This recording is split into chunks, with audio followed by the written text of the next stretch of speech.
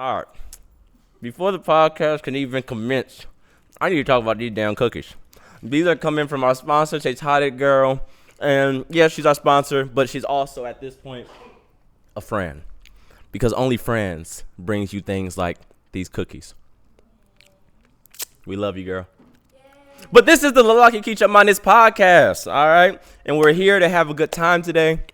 I want to tell you guys one of the craziest stories of my life, and it's about Maasai people in Zanzibar, and it's about sacrifices because today is Hari Raya here in Malaysia, and that's all about sacrifices, all right? So this story started for my birthday. It was my 23rd birthday. I'm in Zanzibar with my mom, and I said, Mom, listen, I want to sacrifice a boring birthday for an extravagant birthday. And she's like, say less, let's figure that out. So she books us to stay at her friend's resort in Zanzibar, and that's not really what I was looking for. So I'm sitting there with the puppy face in this cafe while I'm eating my little muffin that has a birthday candle.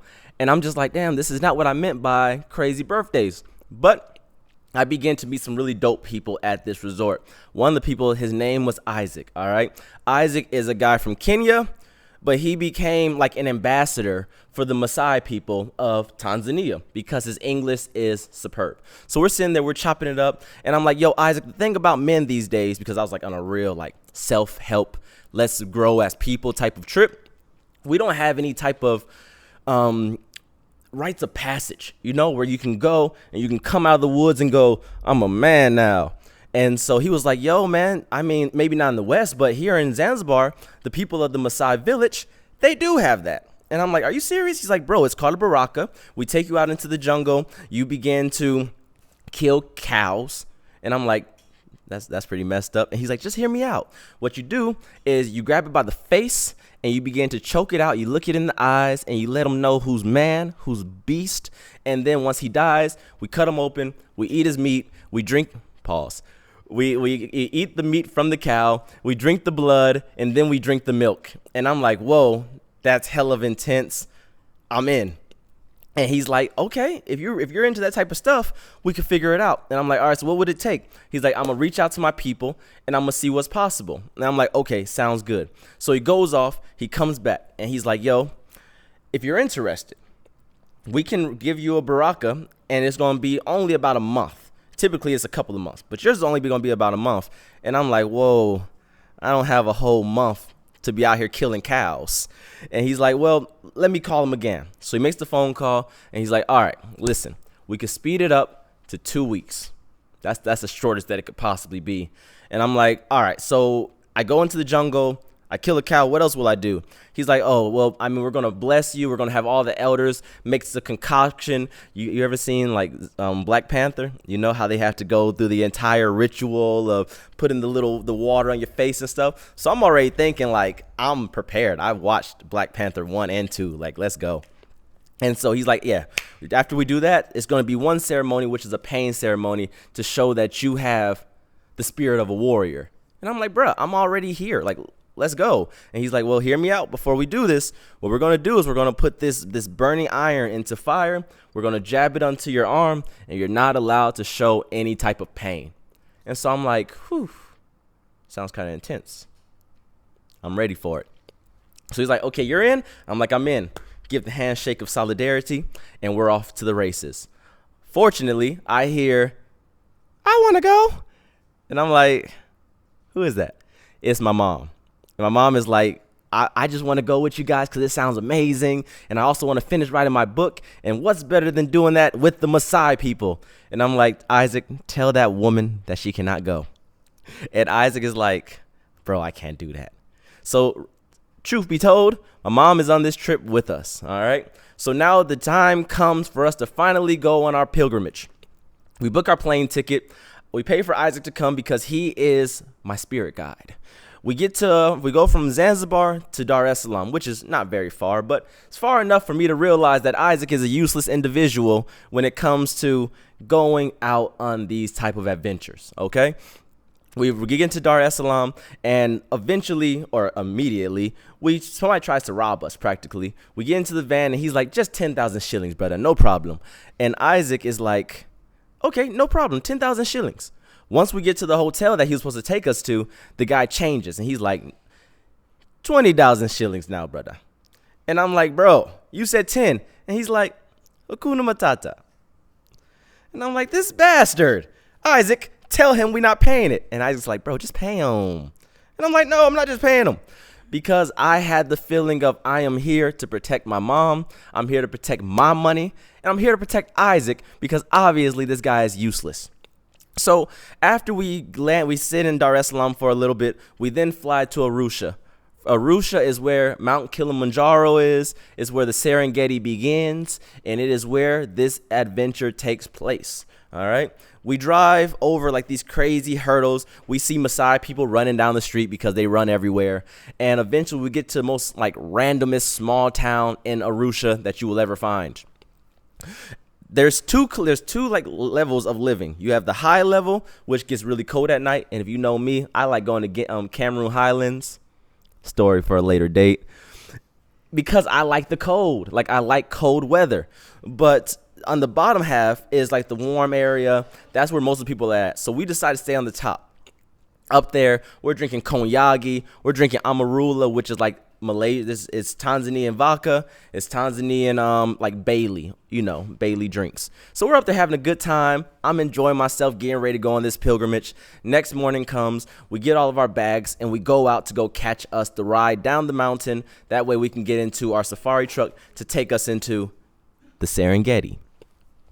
Once we walk out, we got our little suitcases, and all I know is like 3 Sprinter van school buses come driving up on us. Skirt! Pulls over, 3 guys hop out. They like, Mudda, hop into our truck, hop into mine, hop in. No, Mudda, you hop into mine. And so now they're like arguing with each other to try to get us to get into their van, right? And I'm just like, whoa, too much dip on your chip. Calm down. So then eventually Isaac's like, just get into this one. So we hop into that little school bus. The guys get mad at the dude whose bus we hop into. So they start beating his ass. They just like start kicking this man's ass. And I'm just like, whoa, I'm not here for all this. I'm trying to go and become a Marani. But what we come to find out is that all those guys were on drugs. And I was trying to figure out why, because their eyes are all like bloodshot red and their teeth are decaying. The thing about the Maasai, and this is important, is that their water is so contaminated that it begins to make their teeth rot. And so they have this look that is unlike any look that you will see in any big city in America. It's real Maasai looking.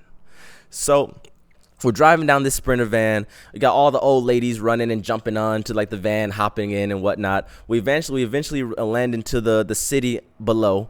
And me and my mom, we decide like, hey, we can't be out here just eating cow blood and drinking cow milk and eating cow meat for like 2 weeks. Got to do something better than that. So we go and we get our little veggies. We go get our little bundle of crackers, and we're real posh going into the Serengeti, okay? And we're waiting for our safari to come. I'm out there, and I have on jeans, because the thing about Africa is that no men wear shorts in Africa. I don't give a damn if it's 100 degrees. They gonna have on sweatpants and a bubble coat, because that's how the Maasai and just people of Tanzania do it. I don't understand it, but that's just the culture. But once the safari truck pulls up, the guy hops out. He's like, all right, brother, you ready for your pilgrimage? And I'm like, say less, let's go. I ask him, yo, how long is this ride gonna be? And he's like, it's short, only like 6 hours. And I'm like, that ain't short at all. So I look at my mom and I'm like, Mom, give me a sec. I'm about to go change my pants. I put on some little shorts. I get real comfortable so I can be in the back of this truck enjoying myself.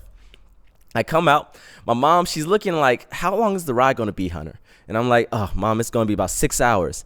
And my mom, she goes, edibles? And I'm like, you speaking my language. Let's do some edibles. So my mom, she goes in her little purse. She pulls out her little jar of, think of like Flintstone gummy bears, edibles. All right. So the thing about these edibles is that you cut it in half, you're flying to the moon. So in my head, I'm thinking I got 6 hours. I'm about to go into the Serengeti. I'm about to see some giraffes. I'm taking the full one. I ain't got to worry, because I get anxiety when I do those type of things in public. But I'm in the back of a truck, so I'm good. I take a full one. These things take 45 minutes to kick in. And so I'm like, 45 minutes, we'll be out of the city. I ain't got to worry about nothing. Let's go. All right. We start driving. And the driver's driving. He's talking in Swahili to Isaac. Everybody's cool. And he goes, all right, brother, mother, we have lunch. We get back in the car, 45 minutes, no problem. Hakuna Matata. And I'm like, 45 minutes? 45 minutes? That's exactly how long it's going to take for these edibles to kick in. My brain starts running. I'm like, oh, no, this is not good. This is not good. You cannot be out in public when you're high. This is terrible. But I say, hey, everything's going to be okay. Poli poli. Hakuna Matata. Mashallah. And so we pull up to the restaurant area. We hop out. We go inside the restaurant. It is only us in this restaurant, plus some little kids running around playing. We got Camp Rock Disney Channel on the TV screen, which I love Camp Rock, so that was a vibe, all right? And we eating our food. We got palau. We're eating with our hands. Everything is good. Everybody's talking. It's me, my mom, Isaac to the right of me, and the driver diagonal to me. And we're all sitting here talking. We're enjoying ourselves. All I know is this skinny Maasai guy comes in looking like Mutombo, comes walking up to our table. And everybody's like reverence when he shows up. So, they're grabbing his hand, doing the little shake. And I grab his hand, I do the little shake, because that's what you do when you're in a village. You do as the people of the village do. And so my mom, she doesn't do what the people of the village do. She goes, hey, you have the little holes on the bottom of your ears. All the other guys have them on the top. Why? And when I tell you, the entire world stopped. Everybody was just like, ah. The guy, the Maasai, the Thais is standing up over us. He goes, ah, takes off, walks out the restaurant. Doesn't say nothing to nobody. The driver, he's mid fork to mouth. And he goes, ah, drops his fork, stands up, leaves the restaurant, doesn't even take his keys. That is his work. He didn't even take his keys with him. He leaves the restaurant. I'm sitting there. Isaac goes, woman, you didn't even acknowledge the man. What is wrong with you? And he starts like spazzing on my mom. And I'm just kind of like, whoa, bro, chill. But at the same time, I can tell that something's not right, because the entire vibe of the restaurant has changed. You feel me? I mean, I have this guy's keys laying on the table. And so my mom is like, Hunter, what did I say? And I'm like, Mom, I'm going to be honest with you. I don't know what you said, but it was obviously the wrong thing to say. You feel me? And so Isaac is just like, this man is, if he had fingernails, because he ain't got no fingernails. If he had fingernails, he'd be biting them. He had sweat dripping down his face, little bald head. It was all shiny. And so I'm like, yo, Isaac, what is it that you need to tell me? And Isaac, without breaking a moment of silence, looks at me and goes, don't worry, brother. We're going to be okay. Like, I ain't asked you if we're going to be okay. I most definitely asked you what happened.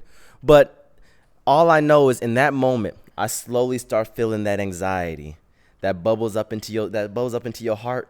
You know, when you do edibles for the first time and you kind of feel it begin to overtake your body, I start feeling that feeling because I'm on a full edible, which is only supposed to be a half. So this is already a recipe for badness.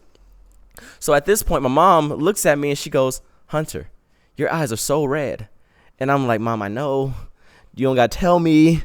And Isaac is still not. Boo. So Isaac's still sweating bullets. He comes and my mom goes, how about we pay for his meal? And Isaac's like, yeah, we'll pay for his meal. So my mom gives him like $20 practically. Just think of $20. It's 20,000 shillings. Gives him that money. Isaac gets up. He leaves the restaurant. And you think everything's good. So me and my mom were sitting there just thinking like, this is hella sus. All I know is these two like bodyguards come walking into the restaurant. The thing about Maasai is that they're skinny, they're tall, they're all like really skinny basketball players. But these guys are like rugby players, Nigerians, swole. And they don't say nothing to nobody. They walk in, they sit in the table behind us. It's Me looking at them, looking at me, and they're just sitting side by side staring at us, not saying a thing. And so I'm just kind of like, I'm hella observative. I mean, I'm just like, I'm ready to go. But I don't want to be in the situation in the first place. And then this skinny Maasai old man comes in with his little walking stick because, you know, all old African men have walking sticks.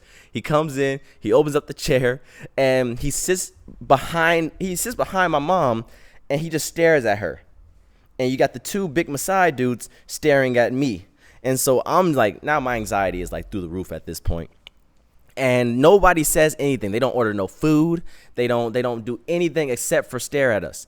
Once Isaac walks back into the restaurant, he walks in, he drops his head, and he walks back to the table. They look at him. They all stand up. The old guy looks at my mom and goes, ah, walks out the restaurant. And Isaac just sits there with the most, like, you know you messed up, bro. You know you messed up type of, like, vibe to him. And so I'm like, Isaac, I feel like we need to get out of here. And he's like, yeah, you're right. Let's go. So we get up, we walk out of this restaurant. And when I tell you, it is just a line of villagers, hands on hips, staring at us. And I feel like I am walking to my execution site, you know, like that dead man walking. That's how I feel. But I try to keep the poise of I'm unshooketh, okay? But I was very shooketh. We walk through this line of paparazzi Maasai people. And once we get across the street, it is a group of about 7 guys. And they're looking at me, and I'm looking at them, and one of them in the worst accent ever, he's just like, "Aye, brother, I need cigarette." And I'm like, "Huh? What did you say?" And I walk over to him. I walk into their little half circle, and all I know is the one who asked me for the cigarette grabs me by my wrist. The rest of them begin to like close the circle in behind me, and I'm just kind of like, "Oh no. Oh, no, no." So I rip my hand away. I pop out the little circle. I don't know if I really did that, but that's how I remember it. I popped out the little circle. I walk around, and I start like hightailing it towards the safari truck. Get towards the safari truck, pop my mom inside. Isaac gets in the middle. We're inside. Door is shut. We're safe. But then all you see is like Jaws. The little Maasai men come looking around the car. You know, they got them red eyes, them rotten teeth. And so I'm just like, whew, this is hella menacing. And so we're sitting there and they're staring at us. And the thing about the safari truck is behind our seat is where people can get inside. Like it's a trunk, but it's a big trunk. You know what I'm saying? But the thing is we have all of these luggage stacked up so we can't see behind us. I just know there's people beginning to get into the truck because they open it up. You feel the little truck bouncing behind you. People are stepping inside. And so I'm just kind of like, I'm about to have to kill somebody. I'm ready to die today. And so all I hear is Kitabaru. The hell is a Kitabaru? Isaac goes, yeah. And I'm like, okay, that's his African name. So Isaac, they start saying something in Swahili. I don't know what they're saying. But Isaac goes, okay. And he sticks his hand into the back of the truck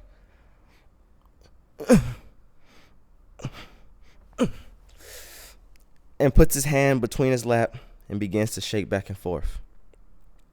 He braces. I can tell that he's in pain, but he doesn't want to show it. Plus, the thing about the Maasai is that they're not going to show the pain. Even if they have it, that's a part of the Baraka. Do not show pain even when it's there. So I'm just like, yo, bro, like, you need to tell me what it is that I need to know. And Isaac, before he looked at me, this time he doesn't even make eye contact with me anymore. He puts his hand on my lap and goes, "Don't worry, Hunter. I'm in it with you." I didn't ask you if you were in it with me. And what the hell does that even mean? In my head, I'm already at like point Z. I'm like, they gonna cut my nuts off. They gonna hang me up by my toenails, beat me with sticks. Like I'm chopped liver. I'm screwed. But I'm just trying to like figure this all out in my head. And so at this point, Isaac's shook. My mom can see that I'm shook. I'm looking at my mom. My mom, she has like this, she's intuitive. So she feels the energy around us is just not wholesome energy. So she's like, honey, let's talk. So we hop out the truck, we start talking, and I'm pretty much just like, Mom, stay vigilant. And she's like, I will. You stay vigilant too. I'm like, say less. We in this together. Teamwork. And so we get back in the truck. The family gets into the car, and when the family gets into the car, it's a dad, a mom, 2 daughters, and us. They put one of the daughters in between me and Isaac. And the dad, he looks at me and he goes, ah, and he's a gypsy. I have never been so offended in my life than that moment right there. But he grabs one of his daughters and he looks at her and he goes, you're a Maasai. You're a Maasai. You're a Maasai. And I'm just kind of like, yeah, I'm not going to be a Marani. It's not happening. And so at this point, now the driver gets into the truck and he doesn't even realize that he didn't have his keys all this time. And so Isaac gives him his keys and Isaac starts trying to have that like conversation of like, hey, bro, you know me, Isaac. And they're like, nah, bruh, stay back there with the Manzungos. Manzungos is what they call tourists or backpackers or travelers. But what it means is whitey ghosty because it's mostly white people that go there. And now you got us. So me, my mom, and our whitey ghostiness, we try to stay as level-headed as possible, but it's just hard. It really is hard. And we begin to drive into the Serengeti, right? After 5 minutes, I look over, because I'm hella vigilant. Like, spidey senses are crazy. Look over to my mom. She's out cold, and I'm just kind of like, useless. Isaac's trying to get some buddy going, not working. We're driving in, and I go through every stage of death. I mean, I go through resentment. I was mad at my mom because I'm like, yo, this is supposed to be my own like pilgrimage, and you lashed onto it, and that's okay. But you out here insulting people, and now I'm about to get my nuts cut off. I go through a stage of denial where I'm like, yo, this ain't happening. This is not happening. I'm gonna wake up. I'm gonna be all right. I go through laughter. I'm just like, you know what? And I had a good life, bro. You enjoyed yourself. This is a good way to go out if you're gonna go out, right? I go through all of that. And so after about 5 hours of us driving and me going through these different stages, I decide it's time. It's time to have my last meal. And so I go into my little bag and I pull out my favorite meal, which is red bananas, because like red bananas are schmack. And I begin to peel my little red banana. And right before I take a bite, that little girl who hasn't said nothing to me this whole drive is just looking at my banana. And I'm like, you want this banana? And she's like, and I'm just kind of like, no. Loser. And I'm about to eat my little banana. But then something in my soul was like, hey, just give it to her. Sacrifice your final meal for this little girl who wants it more than you do. Maybe. So I give the little girl my banana, and she takes a bite of it. And the entire car wakes up. Everybody goes, yeah, banana, banana. People damn near start breakdancing in that thing. And I'm just kind of like, whoa, what's going on? Everybody's energy is through the roof. My mom, she comes, what's going on? Because everybody's so ecstatic over this banana. Out of nowhere, we drive into the compound. You see the Maasai people waving towards us. We drive in. We pull up. The driver, he hasn't said nothing to me since the restaurant. He goes, "Aye, brother, welcome home." I'm like, what the hell is this shit? Like, where did this energy come from? All I know is my life was saved by a banana. And I'm okay with that. Because once I got into the village, 2 things happened. One, I found out that Isaac was a piece of shit because he had set me up this entire time to scam us. And that's a whole nother story. But I do want to talk about the Maasai people because they are upstanding people. They taught me a lot about life. They taught me a lot about what it means to sacrifice yourself, because you give everything that you have for the village. You put the village first, and that is how you are able to sustain for as long as they have as a people. I learned how to kill lions, which somebody was asking me about. What you do, you pull up with lions running at you. Don't try this at home. If your lion's running at you, you get a spear, put it underneath your armpit socket, you lay on your back. When the lion jumps on top of you, it stabs itself through the heart, and then you eat it. That's how they kill lions. I began to learn how to throw spears. I learned a lot about what it means to be a man from these people. So that was very enjoyable. The only thing that I did not enjoy about this entire journey was the one night that we went out for the celebration, right? The celebration is where you probably have seen the videos of them jumping and them doing the little dance and whatnot, because I had been just kind of stressed. I was like, yo, it's nothing but men around me all the time. Like, where are the local baddies? Where's the Nicki Minaj's of your village? Let me know. And so he was like, you want baddies? He didn't say that. He said, you want girls? But in my head, I was thinking, yeah, I want some baddies. And so he's like, tonight, brother, we get you baddies. And I'm like, okay, say less. So that night comes, we have to, because we're out like in bumblefuck Arusha, we had to follow the moonlight to get down to the village of huts. And we get down to the village, and all I know is the guys, they begin to do their dance, and I started doing the dance too. I learned how to do like the little jump. I can't jump that high, that I came to find. And the guy comes to me, he's like, brother, are you prepared for the baddies? And I'm like, yes, I am. Yes, I am. And so all I know is like 13-year-olds come walking inside of the circle, and all the guys are like, yeah, take it off. They didn't say that, but that's what they were thinking. And pretty much I begin to realize, like, hey, you can't input yourself onto other people's culture. You got to sacrifice your own beliefs, because at the end of the day, you're in their village, you're in their world. Enjoy where you are and don't be where you feel misplaced. All right, guys, this is the Lalaki Kicha Manis podcast, and this is actually our second take of doing this video. We lost the first take, and I am so happy that we did it, because I got to get a bite this time around of Tay Toddy Girls cookies. They don't get no better than this. And actually, Tay Toddy Girls mans just walked in because he gets to see that we're enjoying the cookies from his lady. And if you are looking for some cookies to get you a mans or to get you a lady, buy these cookies and send them to them. They gonna stay around. Much love to y'all. We gonna see y'all soon. Hey, barbarians in the house. Hey, y'all. We out here. We doing it big. Much love to y'all. Lalaki Kicha Manis. Bunkos.